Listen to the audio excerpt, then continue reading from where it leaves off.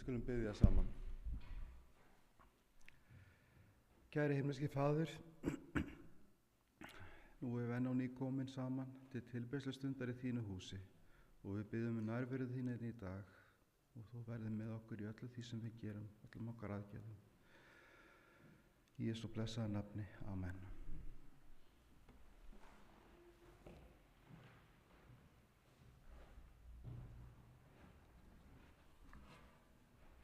Ég ætla að bjóða ykkur öll hjartanlega velkomin í guðsþjónustunni hjá okkur í dag.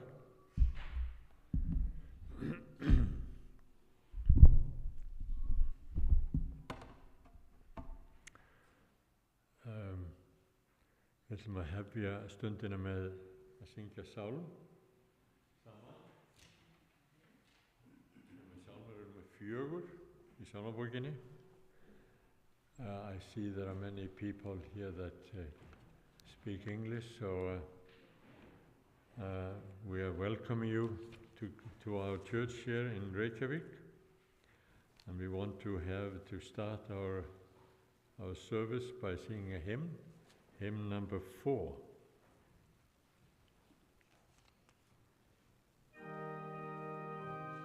Amen.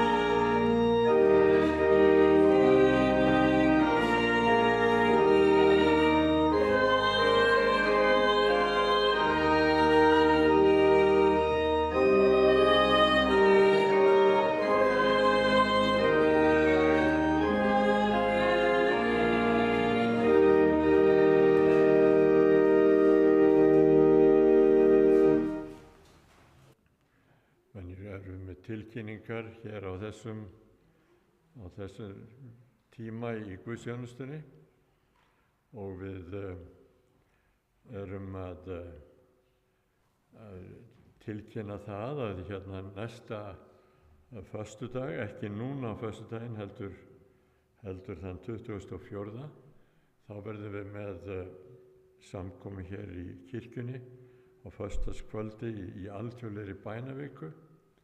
Við erum með bænavikur hér alltaf einu sinni á ári í tengslum við samkirkjulega bænaviku og það verður hér samkoma á þann 24. klukkan 8 kvöld og ánægjulegt að taka við ýmsum úr öðrum kirkjudeildum að koma og vera með okkur. Við erum líka með bænastund hér á þriðjudaginn kemur núna á þriðjudaginn í næstu viku sem klukkan 12 hér eins og venjulega.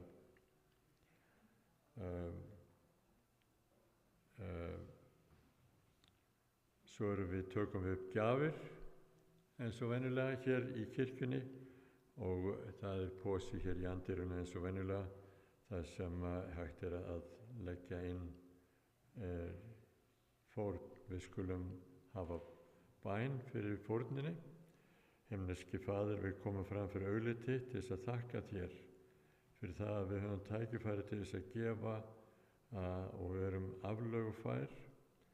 Blessa þú þær fórnir og gjafir sem lagðar eru inn. Við biðjum þökkum í Jesú nafni. Amen. Ræðumaðurinn sem Indro Kandi, sem ætlar að predika fyrir okkur í dag, hefur valið ritningavers og það úr Matteusar guðspjalli, fyrsti kafli, versin 18 til 25. Það ekki rétt hjá mér. Já. Við skulum rísa á fætur og hlusta á þann lestur. Fæðing Jesú Krists varð með þessum atburðum. María, móðir hans, var föstnuð Jósef, en áður en að þau komu saman, reyndist hún þunguð af heilugum anda. Jósef, festarmaður hennar, sem var grandvar, vildi ekki gjöra henni opinbera minnkun og hugðist skilja við hana í kyrrþey. Hann hafði ráðið þetta með sér, en þá vitnaðist honum engill drottins í draumi og sagði: Jósef, sonur Davíðs, óttast þú ekki að taka til þín Maríu heitkonu þína. Barnið sem hún gengur með af heilugum anda. Hún mun son ala og hann skalt þú láta heita Jesú, því að hann mun frelsa líð sinn frá syndum þeirra. Allt varð þetta til þess að ræta skyldi orð drottins fyrir munn spámannsins. Sjá, mærin mun þungu verða og son ala, nafn hans mun verða Immanuel. Það þýðir Guð með oss. Og þegar Jósef vaknaði, gjörði hann eins og engill drottins hafði boðið honum og tók konu sína til sín. Hann kenndi hennar ekki fyrr en hún hafði alið son og hann gaf honum nafnið Jesús. Við skulum biðja saman. Himneski Faðir, við komum fram fyrir augliti þitt hér í dag til þess að þakka þér fyrir það einmitt þetta stórkostlega kraftaverk að Jesús varð maður og kom til þessara jarðar til þess að frelsa líð sinn frá syndum þeirra, eins og stendur í orðinu. Drottinn, við lofum þig og þökkum fyrir það að svo óumræðilega mikið kraftaverk sem þar hefur orðið, að það möguleiki að við getum öll hlotið blessun, hlotið nýtt líf og upplifa það að fá að lifa í frelsi með þér alla eilífð. Drottinn, við þökkum þér fyrir það að fá að koma saman hér í kirkjunni til þess að hlýða á þitt orð, til þess að lofsyngja þér og til þess að biðja til þín. Og við biðjum þig að leiða okkur og ganga með okkur. Drottinn, það svo margt í þessum heimi sem fer aflaga.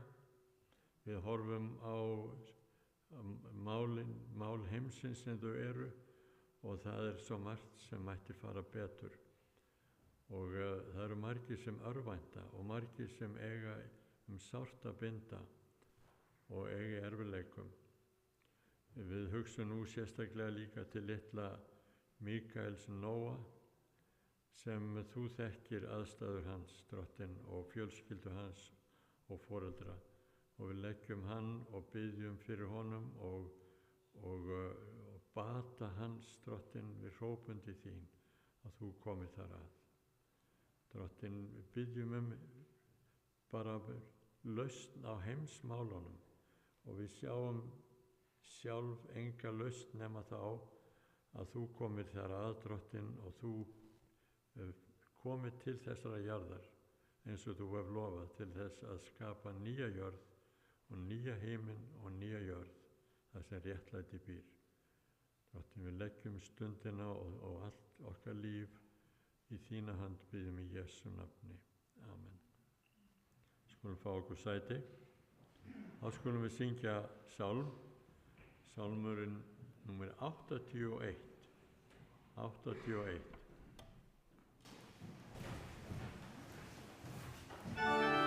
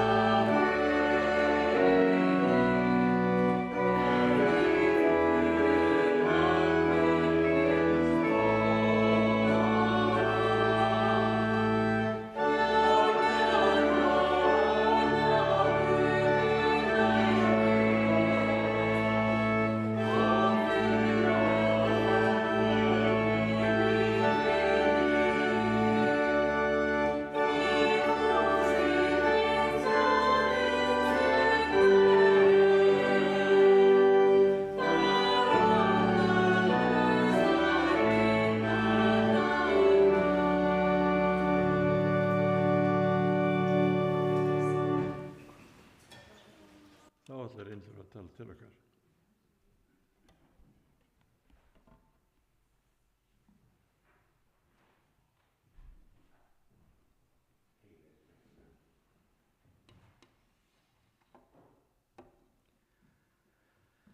Góðan daginn aftur og gleðilegan hvíldardag. Það er forréttindi að fá einn að vera með okkur í dag. Og nú er janúar vel á leið komin, jólahátíðin að baki og þetta er tími ársins sem við horfum spennt fram veginn, er það ekki? En mér finnst ég get ekki alveg sleppt ykkur við strax takin af jólaguðspjallin. Það var eitthvað sem ég tók eftir þarna sem ásaki mig og mér langar til þess að deila með ykkur í dag. Þannig að þið fyrirgefið það ef við erum aðeins að teygja úr þessu öllu saman. Jafnvel inn í janúar. En mér þykir þetta eftir þetta vert. Og það er það sem snýr að Jósef, smiðurinn Jósef.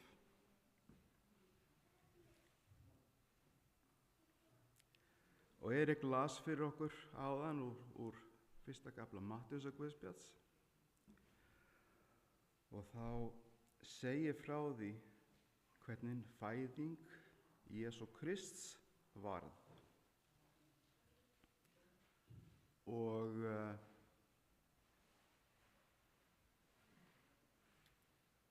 María og Jósef eru trúlofuð.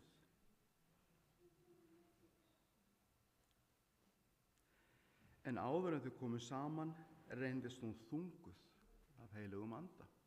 Aha.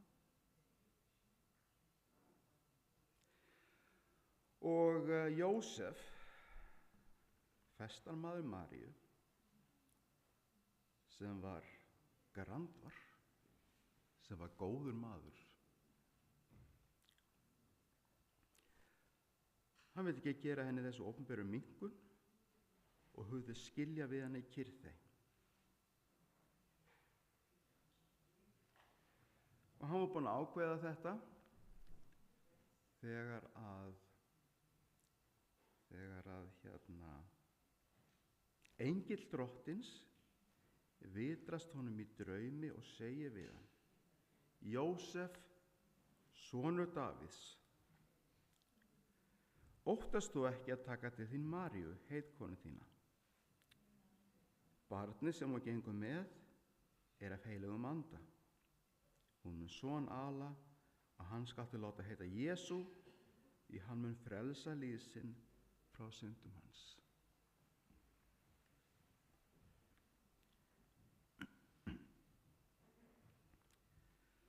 María er þunguð og Jósef hefur hvergi komið þarna nærri. Og ritningatextinn, hann segir okkur að það sé einungis vegna manngæða Jósefs að hann hyggst skilja við hana í kyrrþey til þess að gera henni ekki opinbera minnkun.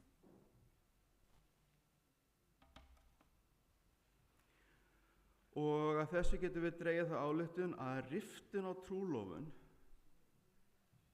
í þessum kringumstæðum var ekki aðeins augljós, heldur að það þótti sjálfsagt að Jósef myndi gera það opinberlega. Þar sem ástæðan væri uppgefin og hann væri þá hvorki skuldbundinn með neinum hætti eða ábyrgur fyrir að samkomulagi.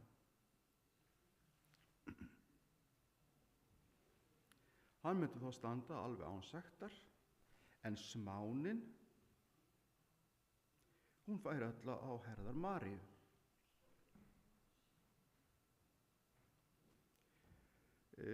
Jósef hafði allan rétt á að vera reiður heitkonu sinni.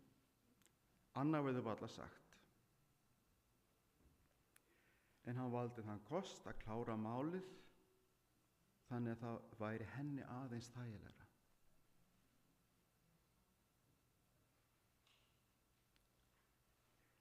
Þannig eru þau kynnt fyrir okkur, pabbi og mamma Jesú, Jósef og María, í miðju hneykslismáli.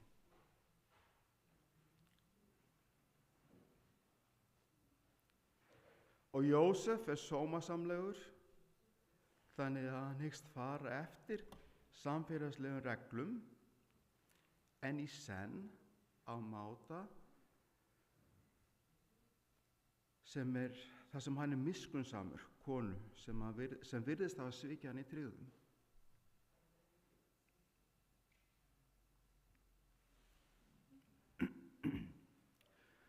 Öll samfélög hafa sína sáttmála, sína hefðir og sína reglur. Slíkar reglur og hefðir geta verið ýmist formleg eða óformleg, en yfirleitt er það samfélagi sem beitir einhvers svona aðhaldi til þess að viðhalda þeim. Okkur finnst oft sérkennilega og jafnvel miskunnarlaus samfélagslega viðmið fyrri tíma. En hér í söguna Jósef og Maríu er brotið nokkuð algilt og augljóst. Þau eru trúlofuð þegar hún verður allt í einu ófrísk, jafnvel þótt þau hafa ekki sofið saman. Og þetta þætti líklega ámælisvert á hvaða tíma og í hvaða menningarheimi sem er.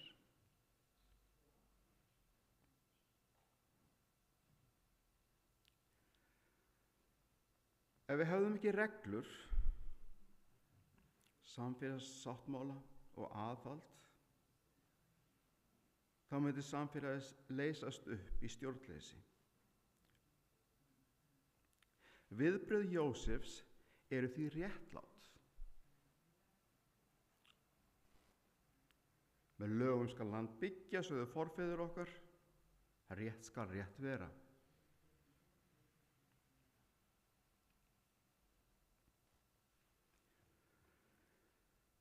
En svo gerist eina nóttina að engill drottins vitrast Jósef og gefur honum ráð annað.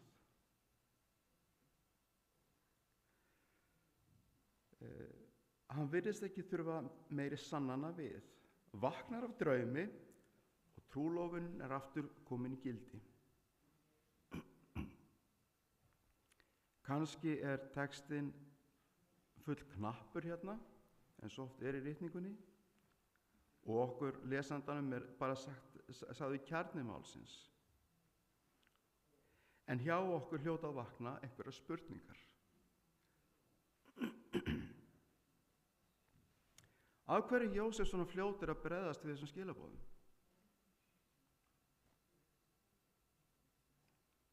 Af hverju þurfti Jósef að vera sofandi þegar hann fékk þessi skilaboð? Mér dreymir stundum sérkennilega hluti, en ég hef lært að taka þeim ekki alveg gagnrýnislaust alltaf. Er þetta að engillinn vitrast honum í draumi, eða bara veigalítið smáatriði, eða er eitthvað þarna sem er vert að hugleiða betur?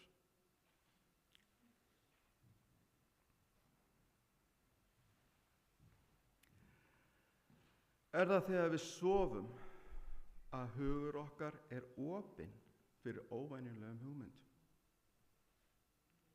Í vöku höfum við rökhugsun til þess að verja okkur frá því að gera einhverja vitleysu. Þá förum við að leikreglum og leitum að því sem virðist réttast.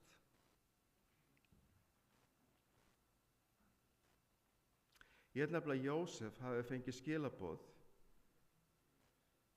að hafna því sem var réttara, en vel í staðinn það sem var betra. Og þetta held ég sé mikilvægt.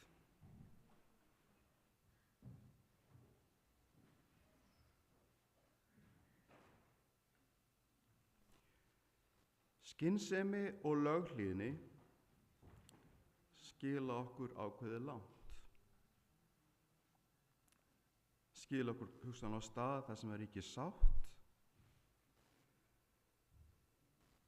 þar sem góð samfélagsleg gildi eru höfð í heiðri og vonandi friður og réttlæti. Og við beitum samfélagslegu aðhaldi til þess að ná þessum markmiðum. Oftar en ekki eru trúarbrögð okkar og trúarkerfi tæki til þess að veita samfélagslegt aðhald. En það áhugaverða að Guð Biblíunnar virðist alls ekki upptekinn af þessu hlutverki trúarinnar. Þvert á móti virðist erindi vera hvatning að leggja frá sér reglur og viðmið og leita í staðinn að því sem háleitara, því sem betra.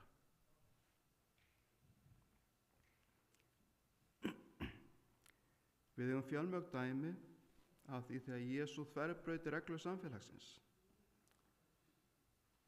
Hann talaði ekki bara við konur, hann talaði við erlendar konur. Hann læknaði og kenndi heiðingjum.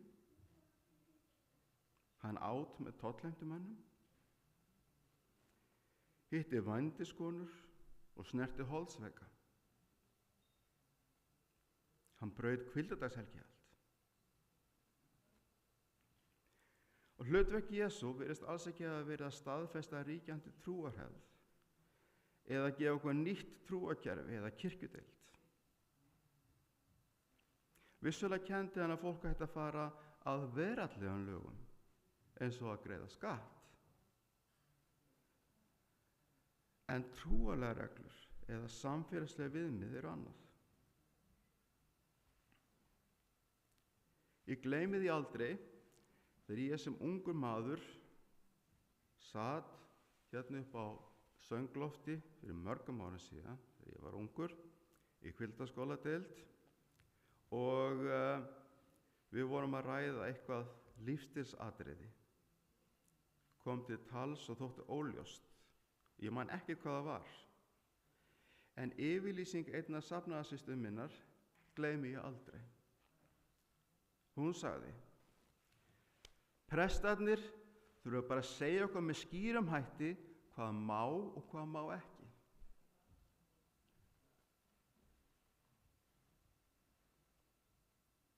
Við höfum mannlega tilhneigingu til þess að vilja einfalda lífið. Setja skýr viðmið frekar en að þurfa að hafa fyrir því að vega og meta ákvarðanir okkar. Og ekki misskilja mig, ég er ekki að segja að þessi eiginleiki sé í sjálfu sér slæmur. Við þurfum reglu og samfélagslegi sáttmálar og viðmið hafa hagnýtt gildi og skapa öryggi. En það sem mér finnst við geta lært af frásögnum Jósef að þetta er ekki markmið Guðs. Samfélagslegt aðhald, trúarkerfi og kennisetningar ætti ekki vera markmið okkar þegar við myndum hópa sem tilbiðja saman. Og þetta er gildra sem mér finnst við falla oft í þegar við stofnum trúfélög.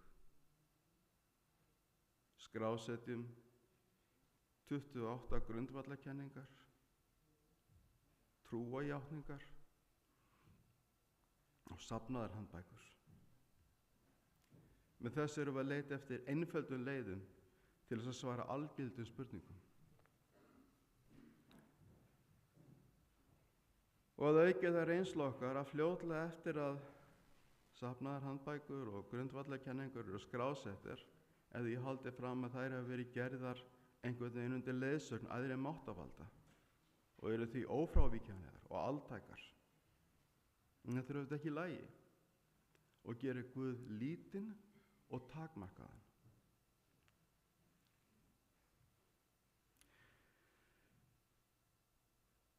Jólasagan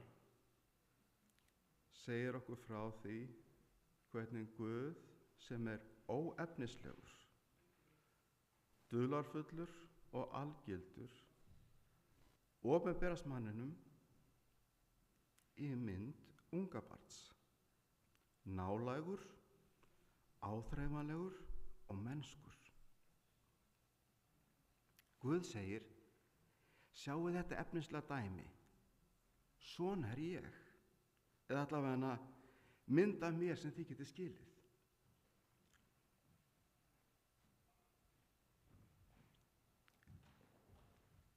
En maðurinn, Jesús frá Nasaret,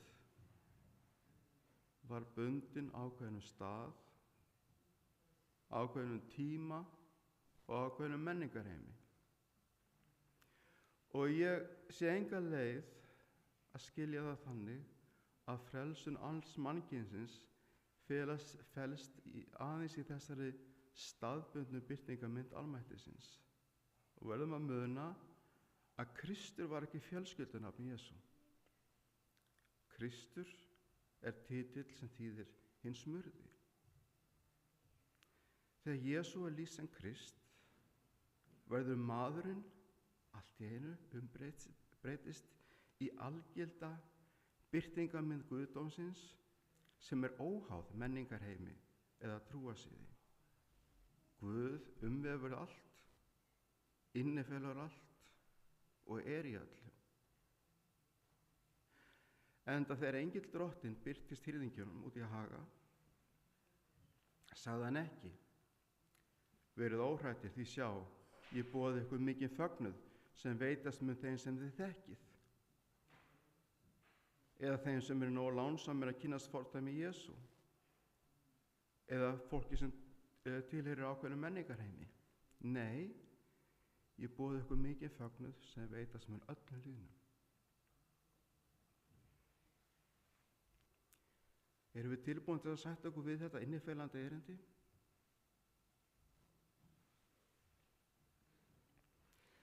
Ég held að sagan af Jósef sé sérstaklega góð til upprifjun og svona í upphafi árs. Hún er nefnilega hvatning til þess að við endurskoðum líf okkar. Að við gerum greinarmun á því sem skiptir raunverulega máli og því sem við höfum sjálf búið til. Hluti sem eru kannski ágætir, en geta ekki skipt höfuðmáli.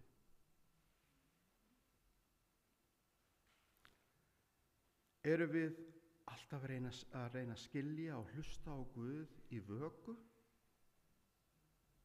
Það sem rökhugsun okkar og fyrirframgefnu viðmið verða okkur fjötur fót, eða þurfum við að lygna aftur augunum og sofna aðeins til þess að opna huga okkar fyrir því óvænta sem engill drottins vill segja okkur.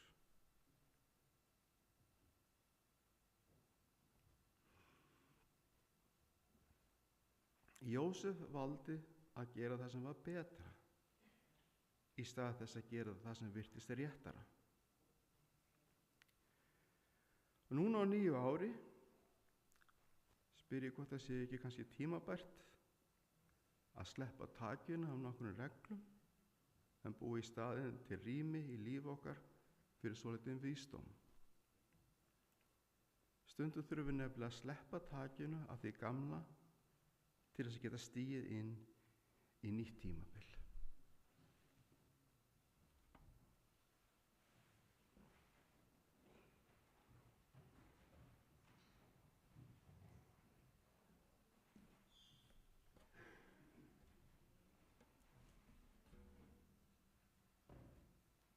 Takk, Indró, fyrir góðan boðskap, spennandi, svolítið nýtt,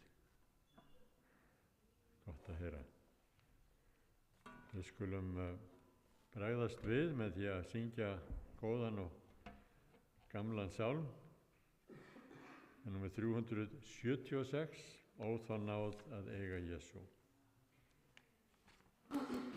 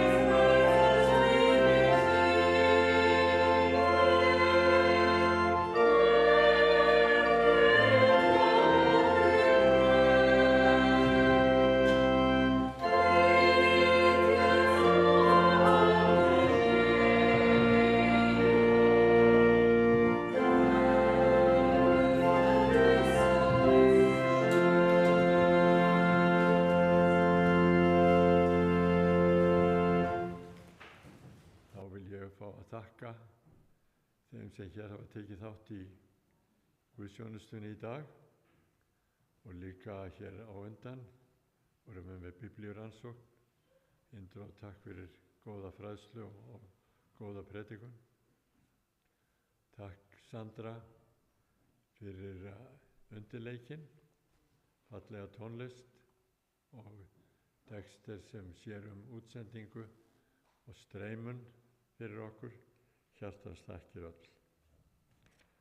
Og svo vil ég bjóða ykkur öllum til máltíðar hér á eftir, þar sem við munum fá okkur allavega súpu og ýmislegt annað góðgæti. Og svo vil ég að fá okkur til að rísa á fætur og svo munum við meðtaka blessun Drottins. Drottinn blessi þig og varveiti þig. Drottinn láti sína ásjónu lýsa yfir þig og sé þér náðugur. Drottinn upplyfti sínu augliti yfir þig og gefi þér sinn frið í Jesú nafni. Amen. Takk fyrir.